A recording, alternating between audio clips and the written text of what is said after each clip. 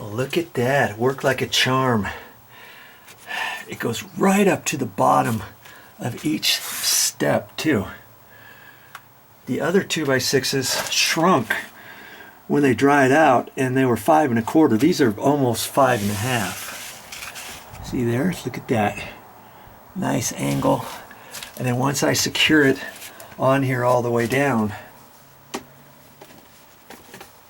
then I can come up here and put some screws or nails, whatever, down there. I guess I have some 16s. I haven't used one 16 vinyl sinker yet. I've used the 8s, and then they have 16s too, which are bigger than this, fatter, longer, the whole bit. Okay, but I had to cut the tip off. You know, that part up there, just to get it in, to swing it in. But all the weight is right at that point. Okay, that's it. And so I'll have to push that closer over there.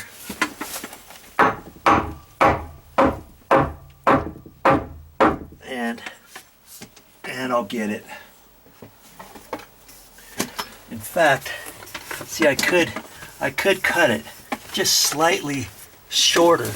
This angle, if I cut that, then it'll be flush down to the bottom. Does it really matter?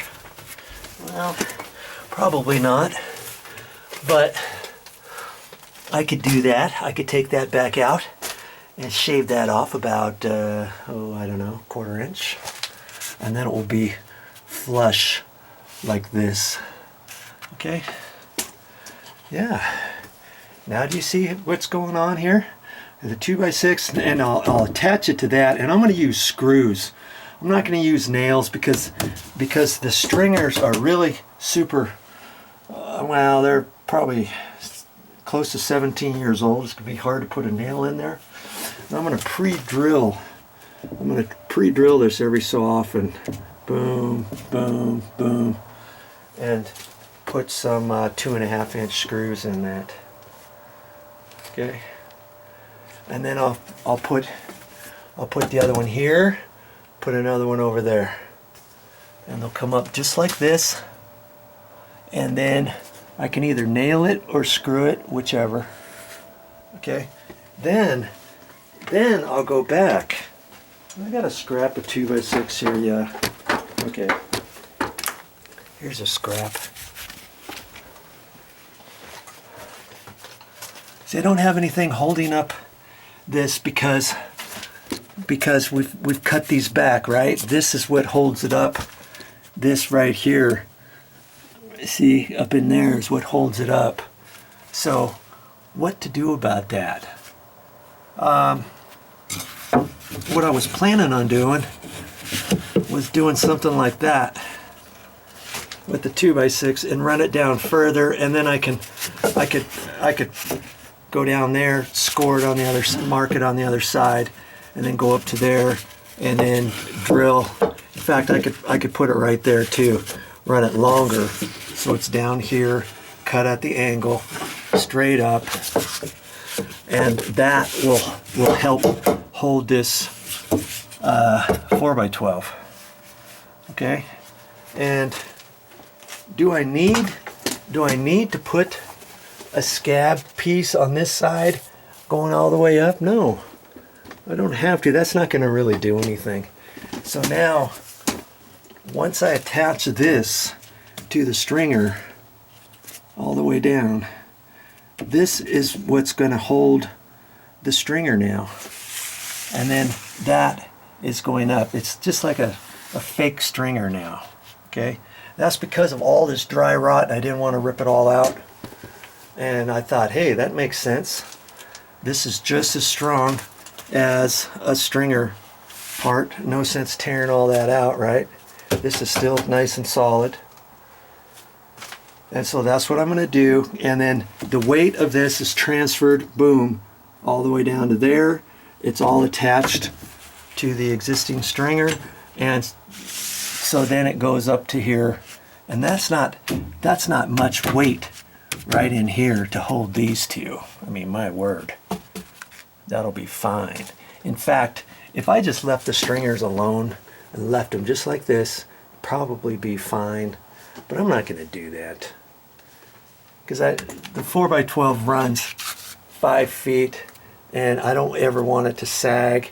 And once I get this all done, it's not going anywhere. Especially when I put another 2x8 here. You see, this is transferring the weight over to here. So now this is holding up the stringers, and these screws are. So if I put another 2x8 here and then put another little joist hanger clip sideways like that on there on both sides, that should be fine. Okay. And then I'll stick that angled piece on the outside of that. It'll set down in there. It'll come up like this, and it'll go up on the back side. It'll go up on the back side of here, like that. Okay, and then I'll screw that into that, and that'll be up tight to there, and that will help hold this whole corner together. It'll help hold the weight at a 45-degree angle, or something a little less than that will hold it. Yeah.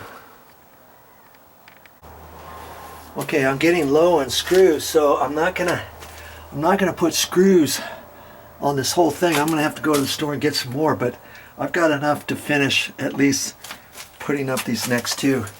See, I cut the end off, and so that's all nice and flush there. Pre-drilling the holes to make it easy.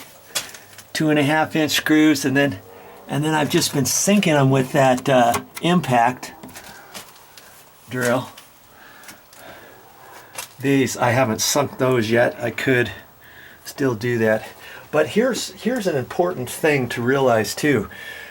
When you're installing 2x6s, every single piece, well, generally most 2x6s, 2x4s, 2x8s, 2x10s, 2x12s, they all have a crown to them. And I checked the crown on this, and I put the crown up.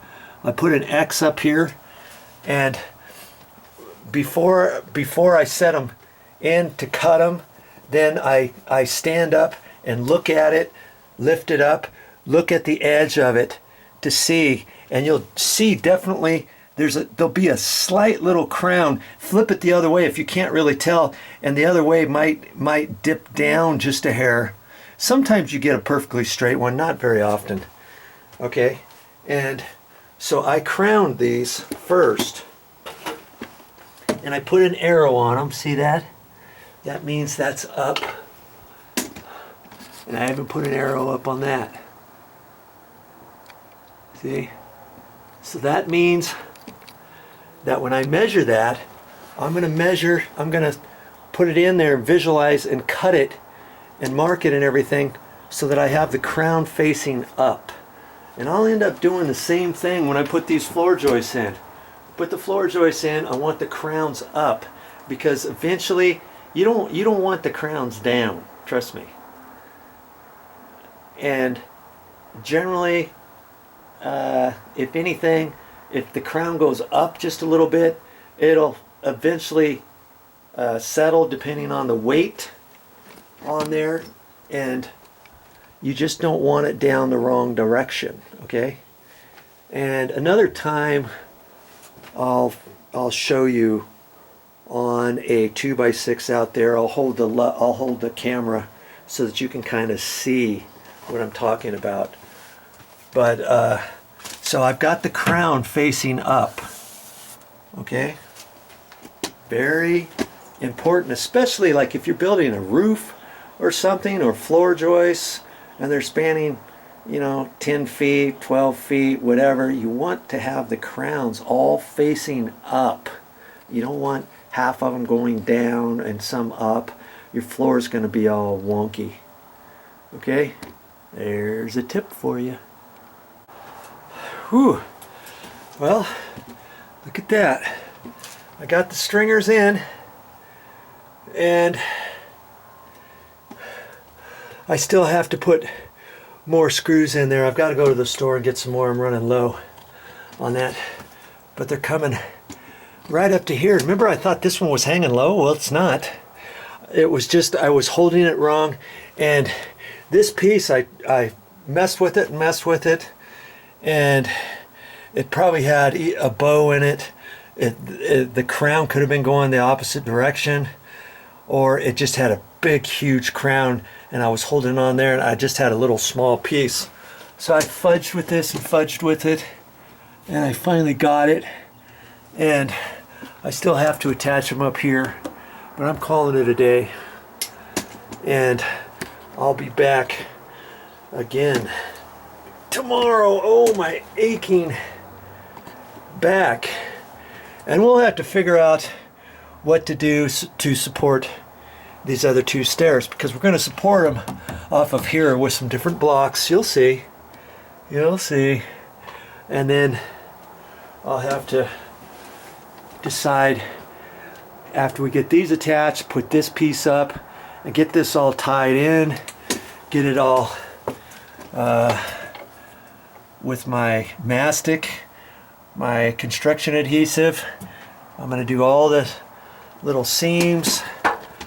I've done those again, and I'll probably have to come back tomorrow and check. See, it's already sinking in there. See there where this is here. See, as it's drying, it's sucking in there.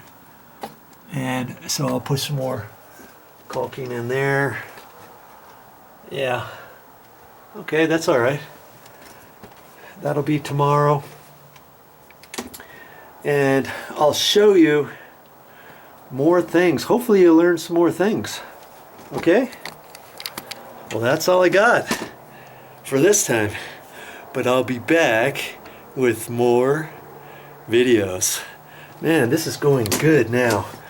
And cutting Douglas fir, oh, the smell of that after you cut it, I love it.